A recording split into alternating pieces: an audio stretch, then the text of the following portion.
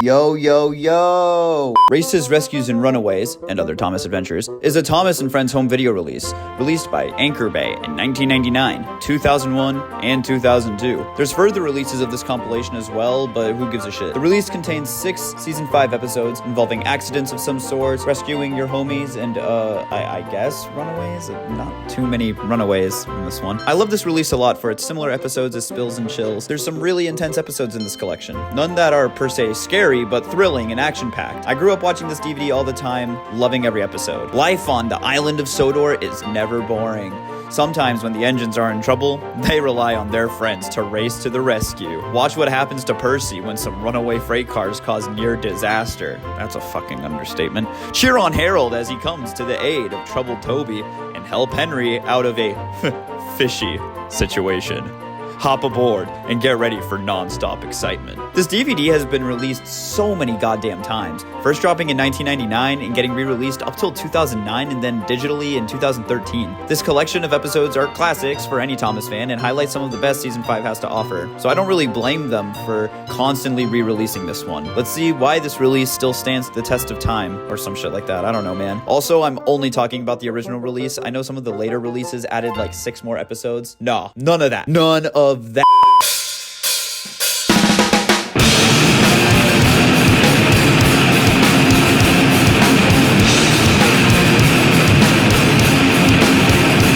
Easily one of my all-time favorite episodes. This one is rough. From the first shot, you already know this episode's gonna be a miserable one, man. The non-ending rain has Toby depressed and stressed the hell out. Everywhere was wet, wet, wet. There's some very eerie shots of Toby crossing the dam with amazing weather and production design. This whole episode just feels grim by atmosphere alone. Bro's like the opening scene of Eraserhead when Henry is just walking around Philadelphia. Things aren't looking good because the dam is looking ready to completely blow the fuck up. Fearing this, Percy warns Toby's crew while Toby tries crossing a bridge to safety. But then... disaster struck.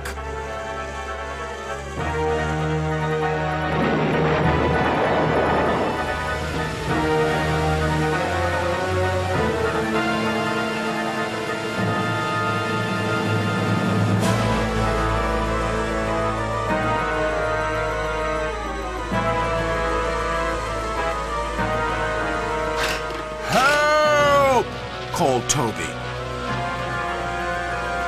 5 big booms. One of my favorite set piece sequences in Thomas. I love how all of this just goes to complete shit. The dam bursting and the giant rush of water flowing out, it's phenomenal. It feels like a giant flood coming at the camera. Just a phenomenal moment that is one of the core highlights of Season 5 and its amazing production design. As the water breaks through, it takes Toby's bridge with him on it. Harold and Percy both race down the line to save Toby as he helplessly floats down the flooded river. While he floats down the river to his death, he sees a sign that says, "Beware the waterfall." Toby's driver is like, "We gon' die, yo." If we go over that waterfall, we're doomed. I love how intense this is. I love how matter-of-fact that dialogue is in this episode. "We're doomed." We're doomed. Is a crazy bar. Like, yeah, you guys are fucked. Luckily, Percy and Harold save Toby, and the dam gets mended. But leading up to that, the actual flood and Toby being swept away is truly exciting. This episode is a classic for me since I was a kid, and it's no wonder why I still adore it. It's a phenomenal first episode to really kick off this home video release. It's definitely the strongest still, in my opinion. I'm pretty sure this is like one of my highest ranked episodes in general, but in terms of a home video release, what a great episode to kickstart it off. Instead of having it come in later, it's just boom, Toby in the fucking flood, man. This episode has endless rewatchability. The production design is just phenomenal. Probably the best water work in the entire series. Just miserable as well. Just like one of the most miserable, grimy, dark episodes of Thomas. Just not a happy one. The only sunlight and like cheerful colors you're seeing is like the last 30 seconds of the episode when Toby is saved and the dam is mended. With that all in mind, this is a great episode to establish the tone of Races, Rescues, and Runaways. It's not going to be doomer, like miserable, scary shit like Spills and Chills, but you are going to be in for a fun ride.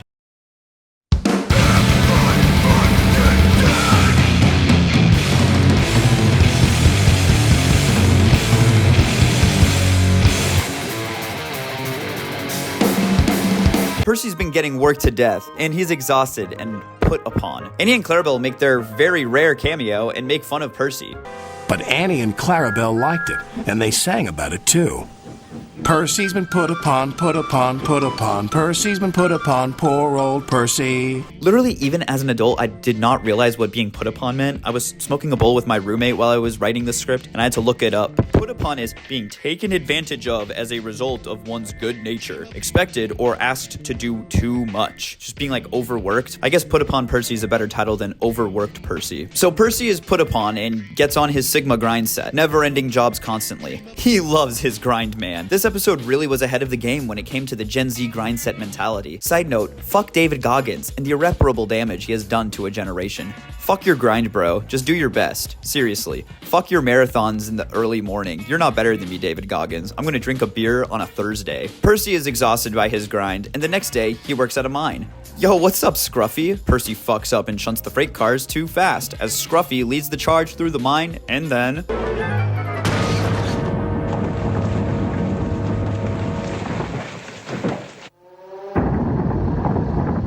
Get out of here fast! The mine's collapsing!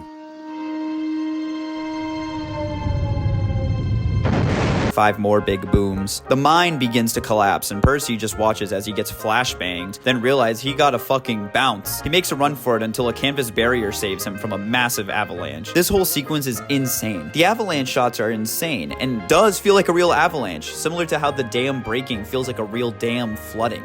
Percy gets buried as fuck until he's eventually rescued, and Sir Topham Hatt rewards him for his grind and gives his ass a break, and he becomes chill as fuck. But just look at my new coat of paint.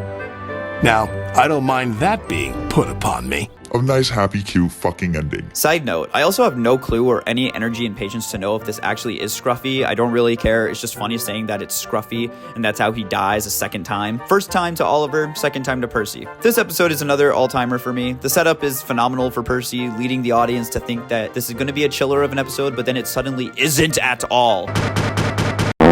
The episode goes from 0 to 100 so fast. Another perk of the 4:30 runtime, in my opinion. This episode absolutely fits the bill for this release as well. So far, we have gotten Toby and Percy both getting fucked up. So who's next in the roster?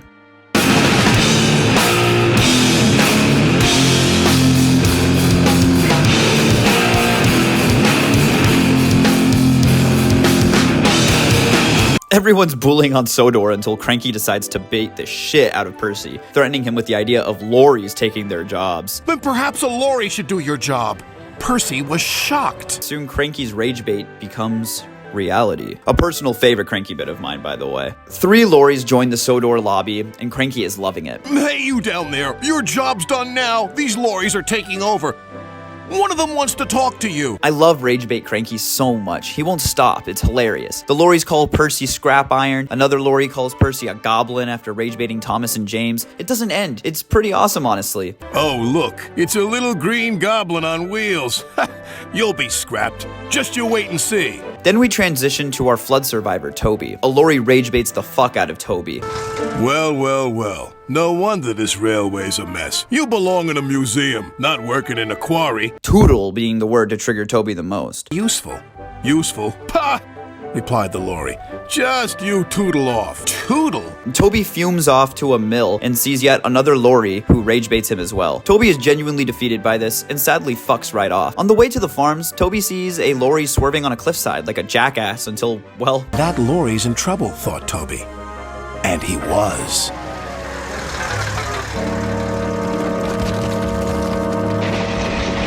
The fucker dies!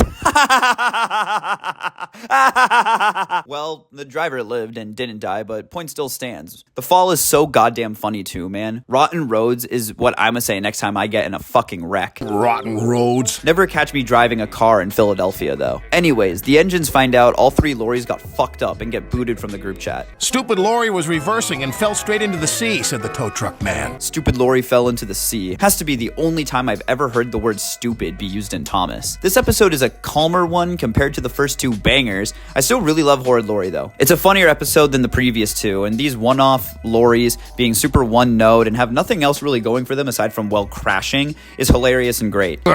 This episode had to have been fun to make. There's no rescues in this episode either. There's just accidents, which is also funny in retrospect. No one is saved. I mean, I guess they're technically saved, but we don't really see them get saved. These guys just get fucked up over and over again until they are booted from Sodor. The joy the engines feel seeing these guys get owned is so funny too. Well, well, well, the Brothers Grimm. Smashed, broken, and sunk. The glee in Baldwin's narration is hilarious. Karma sucks. Don't catch me getting karma like that, twin.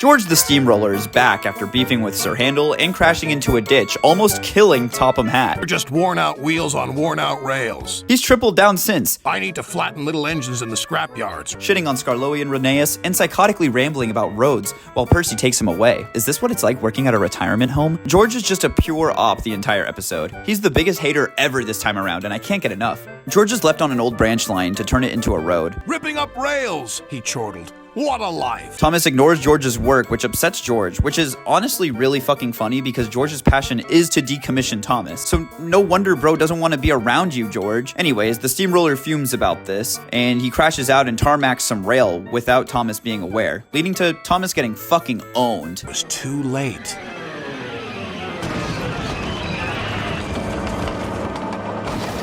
This isn't the only episode on this release where there's a signal man sleeping on the job, by the way. This runaway crash is short, but so sweet and fun. I love the chicken sounds a lot. The next day after Thomas's crash, Gordon makes fun of Percy because of George's teasing. Huh, snorted Gordon. You're just a small engine. George blocks Duck from moving and persists being a problem. Quick highlight of Alec Baldwin's narration and Gordon's voice here. I'm the greatest. Just watch me fly by. He whistled long and loud as he approached the station. Get out of my way! But the freight car wouldn't move until Gordon forced it. After Gordon flattens that fucking truck, Topham crashes out on George. Percy and Thomas laugh at George and his karma. I love how the ending of this episode isn't trying to find where George is coming from at all, and instead, he's just a problem. Thomas and Percy's excitement about George getting the boot is hilarious. Pretty sure this is one, if not his last real episode minus his cameo in Calling All Engines. It's another chiller episode that doesn't entirely fit the Race's Rescue and Runaways theme, seeing as Thomas does not get shown to be saved after his awful crash, which I find pretty funny. I love seeing him get owned. It's one of the weaker episodes in his home video release, but it's still entertaining and funny. I could do without this episode or seeing it be replaced with maybe Busy going backwards, since that episode kind of fits the season 5 Races Rescue Runaway theme way more, and then throw this episode into Cranky Bugs instead. Little trade-off, if you will. But nonetheless, By George is a solid episode, but maybe just not fitting the most in this comp overall outside of Thomas's awesome crash that is really short. What we do have to look forward to is one of the best episodes in the release and one of Season 5's best overall.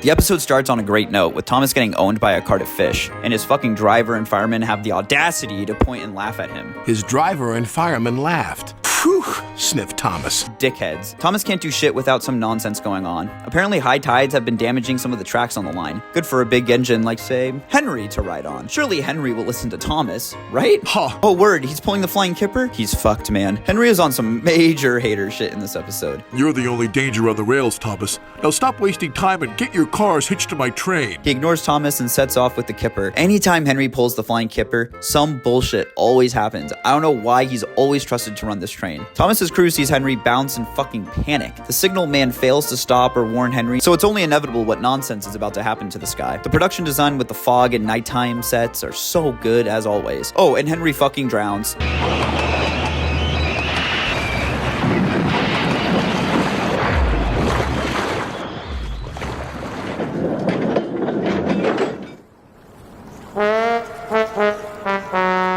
He ruins his entire train. Probably thousands upon thousands of dollars worth of damages here. Topham is honestly quite calm despite all of this and only has this to say. Engines don't swim, Henry. You were meant to deliver fish, not swim with them. You should know that by now. Cranky and a bunch of kids point and laugh at Henry for his generational fuck up. It's really awesome. My, Henry. I expect you'll have some fishy tales to tell. Look, they've caught all this fish and a green whale, too. It's not a whale, it's a monster. Henry was most upset. Thomas proves his character development by being the bigger person and still helping out Henry when he's back on the rails. This is a great example of Thomas being an adult for once. I glaze his character growth a lot, but it's for good reason. The ending is sweet and closes off Henry's obscene dickish behavior in this episode. It's not out of character for Henry though, too, which I love. He's still the same Henry from fucking Come Out Henry. He's still flawed. Something in the Air is one of my favorite episodes in general, but also fits the bill for Races, Rescues, and Runaways. Henry does a phenomenal job fucking himself over and getting into a pretty underrated crash amongst other crashes. I love how this episode picks it up after 2 tamer episodes. One thing I always appreciate is the order of the episodes selected in these home video releases. I touched on this in my Spills and Chills video as well, but after going through these, there's clear intention with what order these episodes are going in. Toby and the Flood being a perfect first episode, and Something in the Air being a great pickup episode near the end. With all that being said, there remains one episode left in this home video release.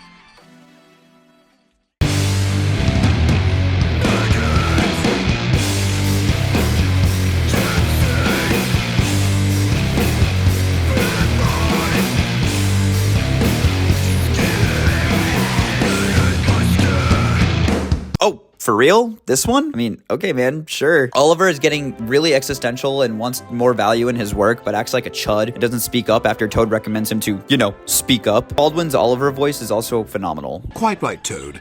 All I do is shunt these freight cars onto the turntable. I long for a nice run.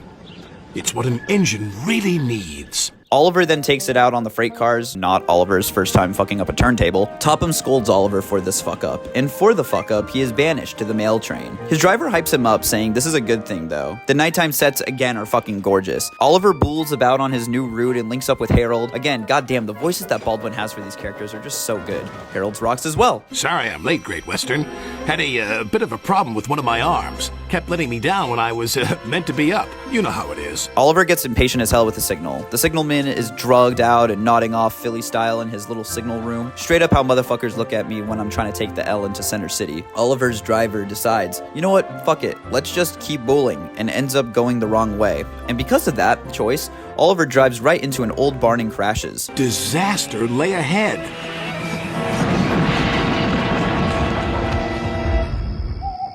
Topham is worried Oliver hasn't arrived yet, and the next day, Harold goes searching for him. A good race, rescue, and runaway scenario. Tips Fedora. Harold and Topham find Oliver and his crew, and doesn't scold him though. Instead, he is praised by Topham for unintentionally finding an old house. The house being a new tourist attraction or some shit, I don't know. It's not really established why it's that important. It's just some old ass house, but sure man, we forgive Oliver. Now play accidents will happen while I crack open another beer.